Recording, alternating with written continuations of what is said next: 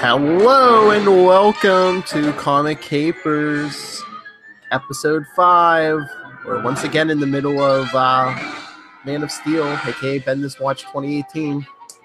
I am Phil, and joining me, as always, hey y'all, it's World Hellfire. Let this bashing begin. The lovely, the dependable Lil Hellfire.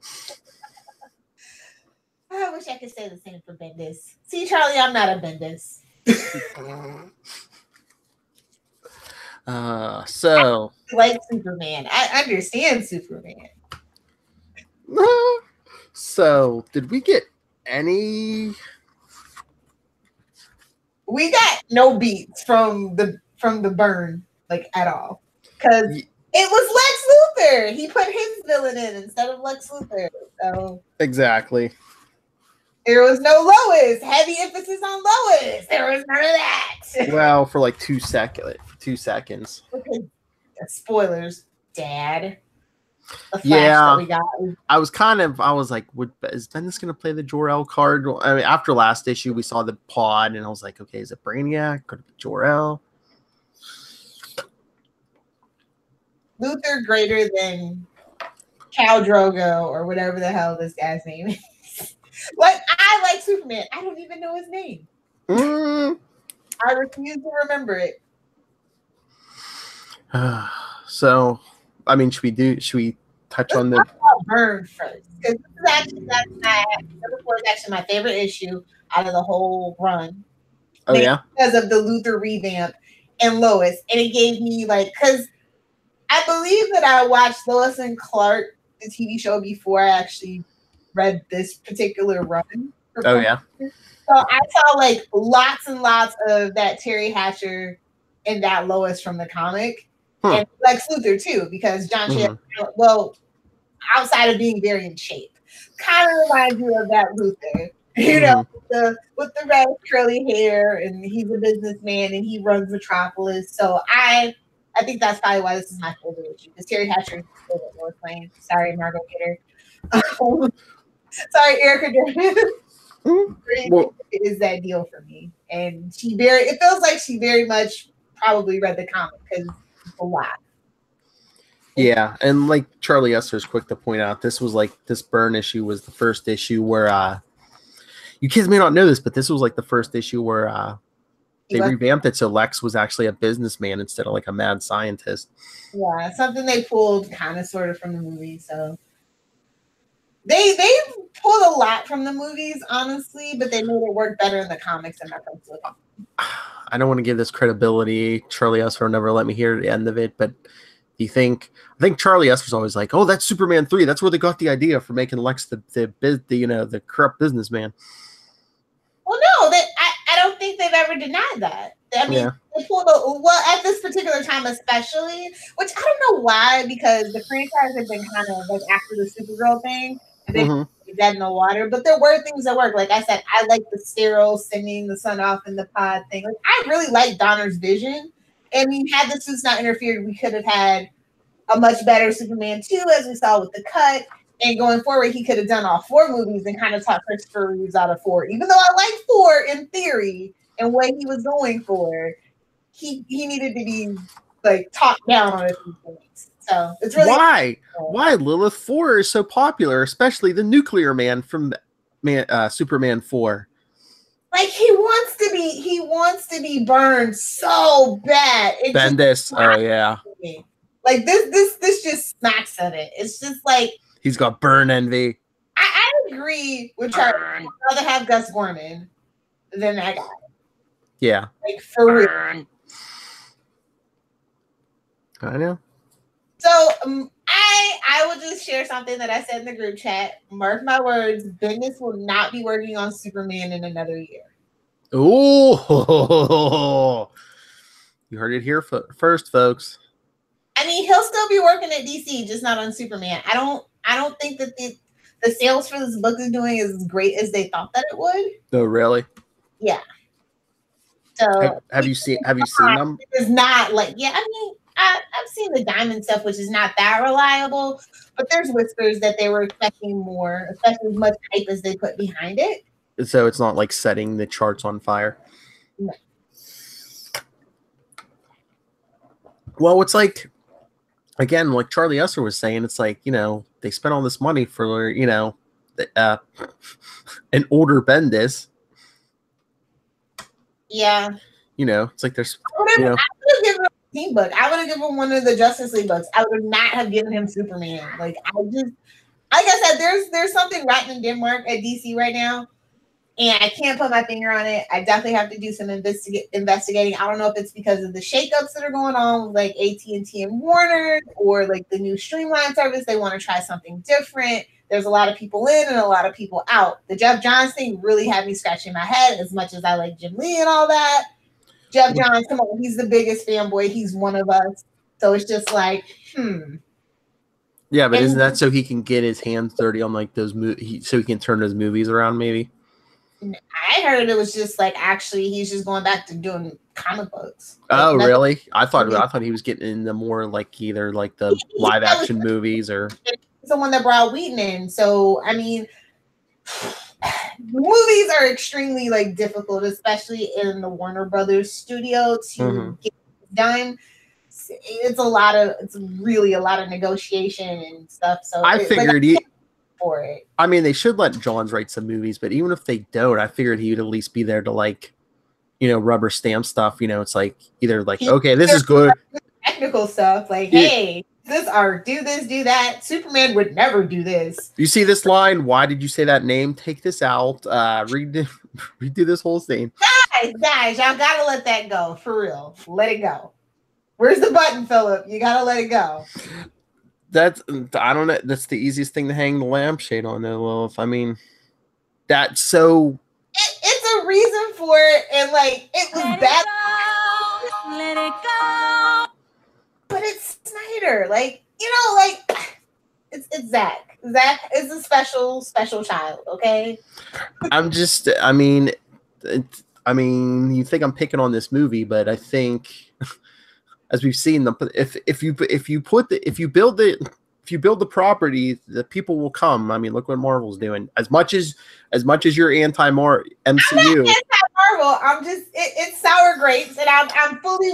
I admit that I'm a big person. I know. I mean, but I really like, they all just kind of blend together for me. It's just not the characters that I want to see. It's not exactly the Avengers team that I would have chosen, kind of thing. So it's like a lot of things. Well, I mean, and they totally like just disrespect Hawkeye, and I love Hawkeye. That's the only Avenger I care about, because Iron Man has been like just destroyed.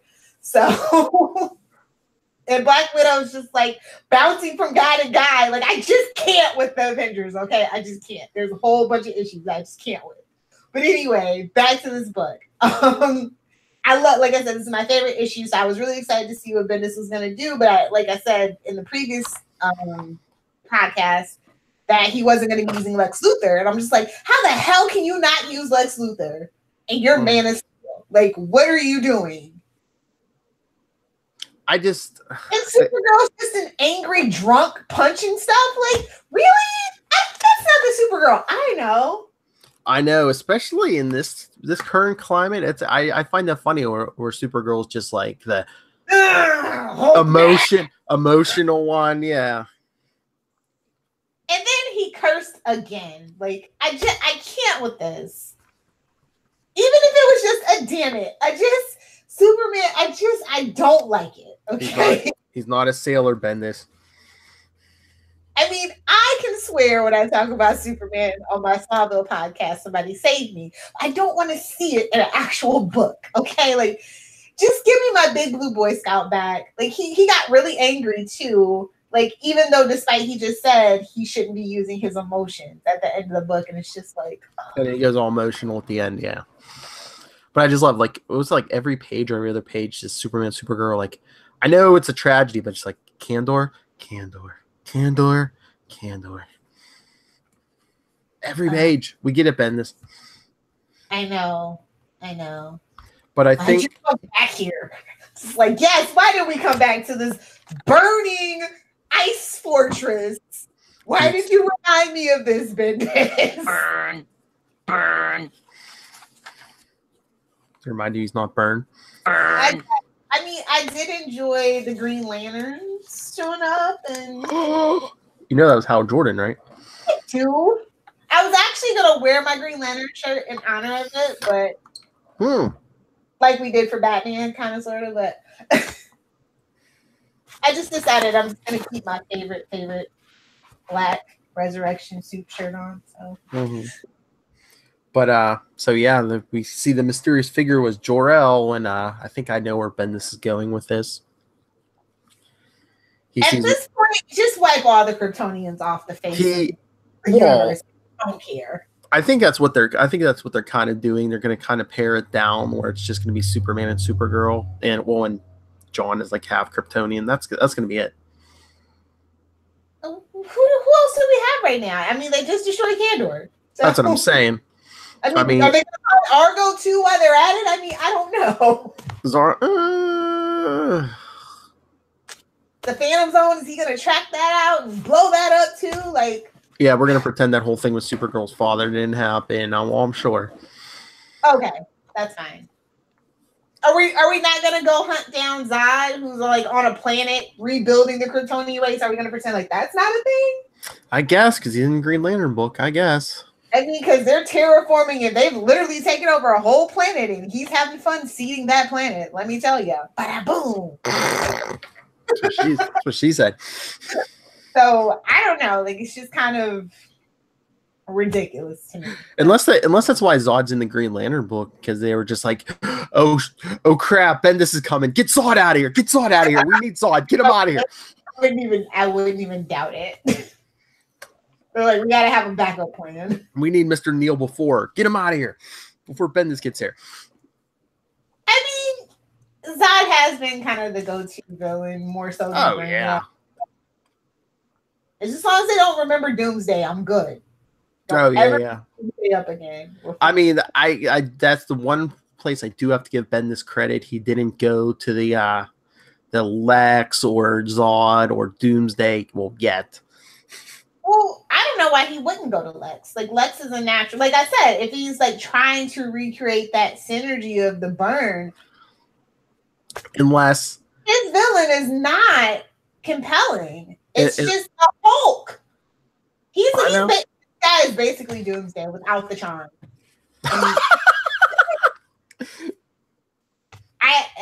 This villain is just not compelling. I don't care. Oh, we've been lied to about Krypton. He's like. I was like, okay, I just got done watching Supergirl. I don't care about world killers, okay? Like, I just don't, unless it's Krypton, and so, we're cleaning the house of El, okay? We're cleaning up the reputation. So Supergirl season 4 is going to be Red Daughter. I really hope so. That would be how they did it with the split. Well, like literal Red Daughter, because maybe it actually had red. Oh no, what's the kryptonite that separates the two? I think the stuff they were using was black, so I'm thinking they're going to say black kryptonite. Yeah. So I'm really, and so she ends up in Serbia, and yeah, I'm like really excited for Supergirl season 4. But yeah, I don't know what Bendis is doing. I'm very scared. Like, this is a bad time to get back to fall in love with Superman. That's what I'm starting to feel like. I think I know what happened here. The whole Lois and John thing. I'm pretty sure I've pieced this together now that we know it's Jor-El. Okay. We're going to see either next issue or issue 6. Jor-El's going to tell him all about. I don't know if he doesn't know. He's going to say there's this big threat coming that threatens every Kryptonian. So he lets Jor-El take John, and either Lois goes with John, keep an eye on him, or Clark basically makes her go against her will to keep her safe. And maybe that's why Clark isn't telling anyone, because he's afraid if he tells anyone, Rogol Zar, who he doesn't even know his name yet, is going to figure out where they're at. Okay, I hope so. I hope so. But I don't know why he wouldn't lie to the people at the planet, but... Well, I mean, this whole thing had been a head scratcher for sure. And, like, I've been trying to be really positive. The artwork was pretty good on most pages, but I did notice some uncrispness, some unclearness in a couple of the pages. I don't know. Well, once again, it's weird. Like they have two different artists, one who did most of the book, and then Kevin McGuire did most of the book, and Jason Fabok did like 2 page. I don't know. I don't understand. The 2 pages. Yeah. Okay. Maybe the 2 pages are They tell you the Jor-El part. I'm thinking, yeah. Well, I didn't count; they're not numbered, so I'm thinking it's the Jor-El part. So I'm thinking maybe that's why it's the 2.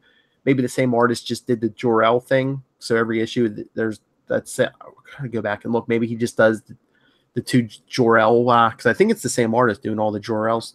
All that Lois and John stuff, the flashback. So it is only a page or 2 every issue. So I mean, everybody's got to eat. It's fine. But I did notice some kind of unclear, unsharp images, and I'm just like. But you people, I mean, everyone. I said this is MO. Just the page with Jor-El, like the second page.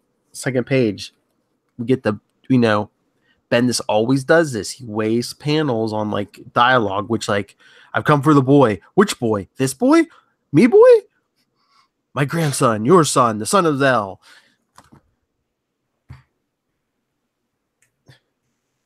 Yeah. That's trademark Bendis. Talky. But I'd rather punchy. Mm-hmm. Or emotion. Ugh, I don't know. I would give Burns issue A+. Like I said, it's my favorite one. Yes, very good. Sets up the whole Lois and Lex dynamic for Clark and each other. And when she walks out with just Clark's jacket, like, that is my everything. That is my favorite page. It's just like eyes front. I guess it was the 80s. I was like, okay, let's hope Lex doesn't have any security cameras all over his ship. Because it is Byrne who wrote the Naked She-Hulk issue of Fantastic Four.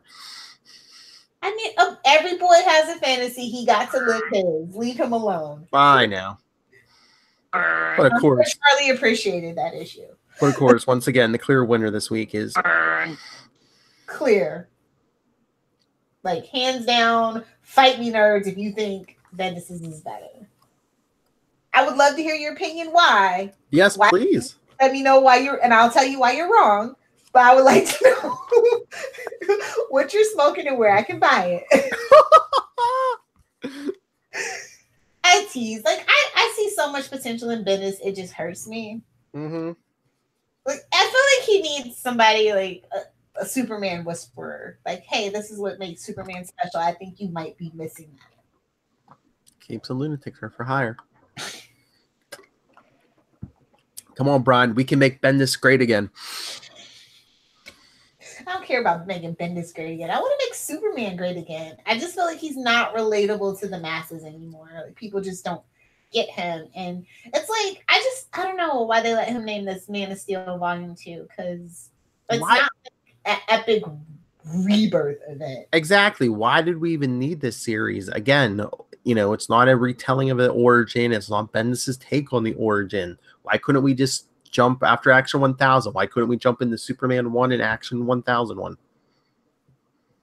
Hit the cha-ching button. Come on, we haven't used that in a while. True. Oh, I guess, yeah. I mean,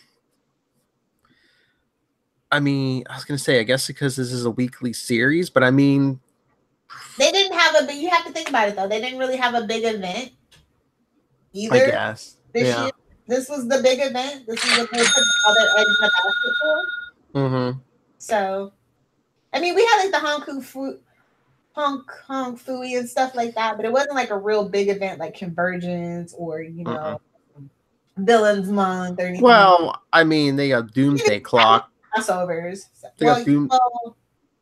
That's delayed and pushed back and not being critically received as well because. Well, I think that was the original plan was Doomsday Clock though. Wasn't it supposed to be? Oh well. Yeah, probably. Well, it's supposed to be every month, so I mean that was the plan. What, 4 months? It's every 2 months, right? So I think, yeah. Yeah, I can't keep up with it. Wait, at this point. Why do they do this? There's something going on over there. They're like in my heart, in my spirit, something is telling me something is going really sideways over there on every level of DC entertainment. And does it just seem like, I don't know, it's like they're in panic mode over there, so it's like, okay, everybody throw whatever you can at the wall, let's see what sticks. But here's the thing, as of late, for like the last 14 months, they have been outselling Marvel. The big seven have been outselling most of the Marvel stuff, so it's like, okay, your comic books are technically fine, fans are happy-ish with it, the TV shows are doing fine-ish. Just stop worrying about the movies unless you're gonna burn it all to the ground and wait a while. Just don't worry about what's not broken. Yeah. Although I think I did see just tonight, I think Marvel outsold DC in May, but they said that was from like Amazing Spider-Man 800 was out, Deadpool 300 was out, Iron Man 600 was out. Bendis' last issue, Iron Man 600. So yeah, but like up until recently, it's been pretty okay over there. So it's just like I said, this book isn't doing the numbers that they thought it would be doing either. So you've put your eggs in this basket. So let's make some scrambled eggs. Had to offer that big contract to the aging quarterback. That's what I said. Yeah. And again, but the thing about it is, at least what's his face was still good when he was at the Vikings. I'm just saying. Yeah, but I mean, like you said, I don't know why they gave him Superman unless they hoped he was going to breathe new life into it. Again, I mean, I don't know if I wanted him to touch Batman, but they should have given him like a street level character. He ain't getting Green Arrow or Batman, so who are you left with? And you don't touch a Nightwing either, so no. But I mean, I would have given him Black Canary actually.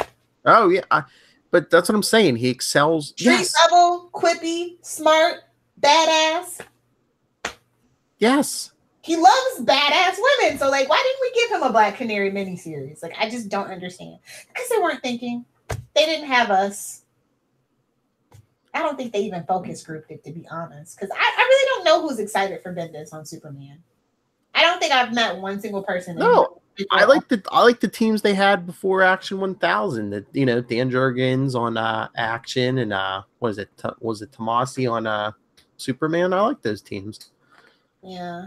I mean, everybody's getting shuffled elsewhere too, but we'll see how it all shakes out. Like I said, mark your calendars. Before the year is out, we're going to get it announced, and then it will be moving to another book. All right, are we done? What are you going to give Bendis' issue? I give it a C-. I'll be generous and give it a C. Okie dokie. I mean, I don't know. Hold on one second. Okay.